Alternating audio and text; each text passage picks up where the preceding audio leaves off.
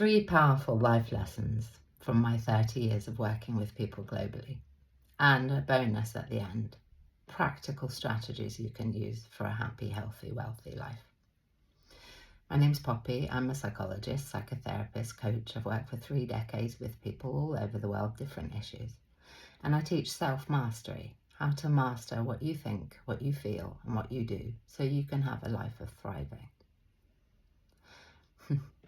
Firstly, we attract what we are, not what we want.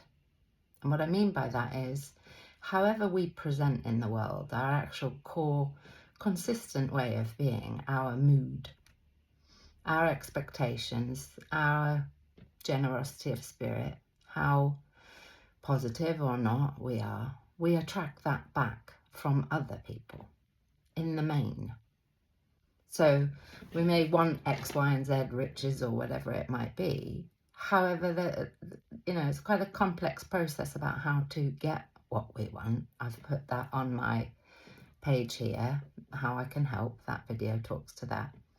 However, fundamentally, if you are coming from a nervous disposition of fear, for example, or a frustrated, triggered, and so on, you're going to attract the exact match for that energy. You're not going to attract healthy people with healthy, loving, fun, playful relationships and so on if you're coming from a everybody hurts me thing.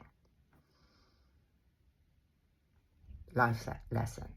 We attract what we are, not what we want. So we get to change our personality, essentially. And all that means is what I do, self-mastery. What you're thinking about, what you're feeling, and what you're doing makes up the personality. 2, karma is real as it gets. And it's science, for those of us that don't know. The 3rd law of physics, every action has an equal and opposite reaction. So I'll give you 2 examples. One is a guy that I used to treat. He was a patient of mine years ago on Harley Street in London.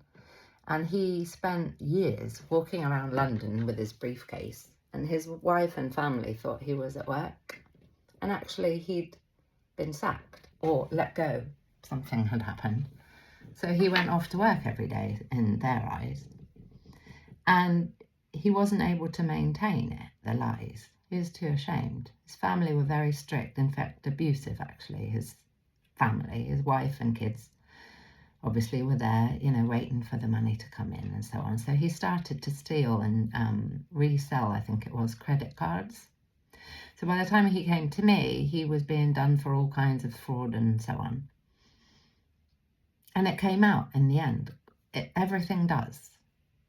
I guess that's the extra with the calm. Everything comes out in the end, whether it's in your life or your death, believe me.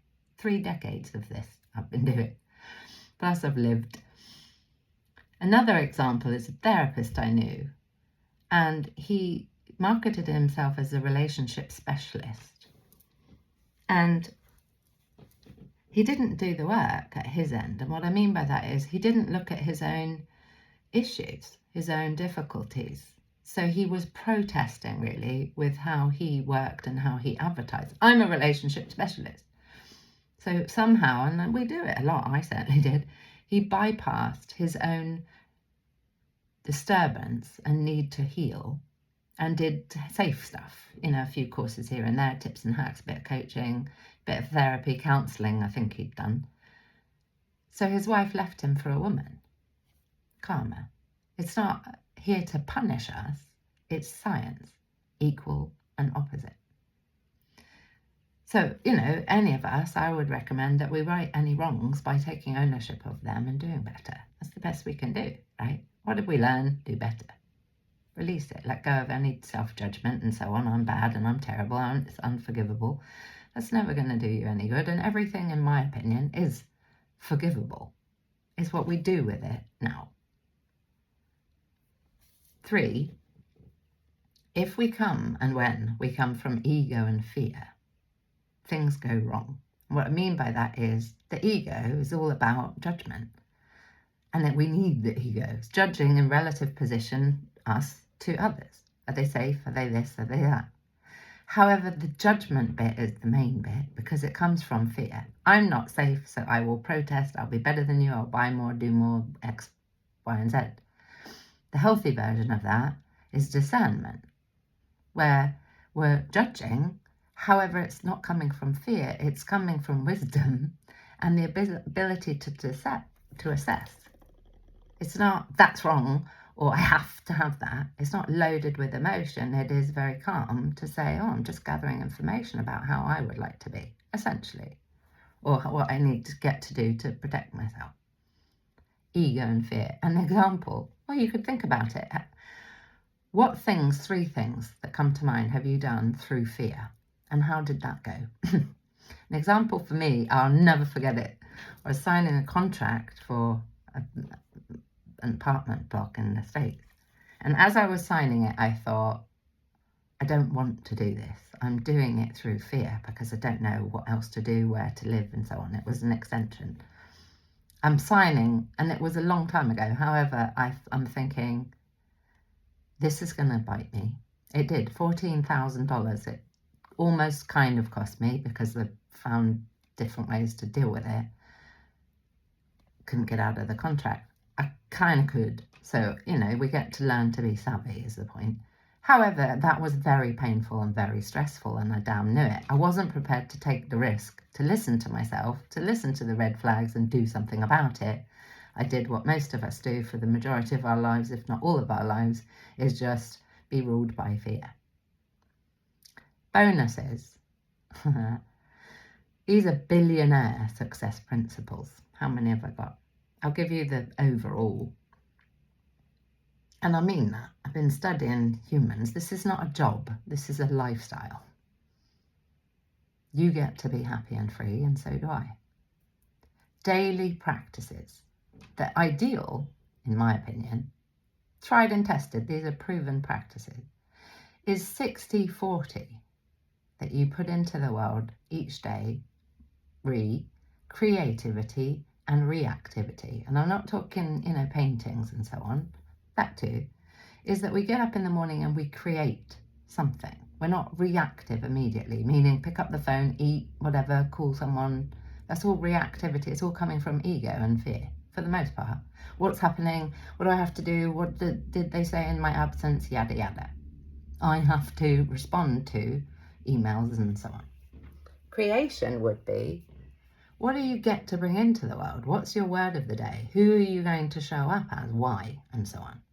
Meditation, breathing, whatever it might be. I have a book on this if you'd like it. Email us. It's coming out next month. Creation, reaction.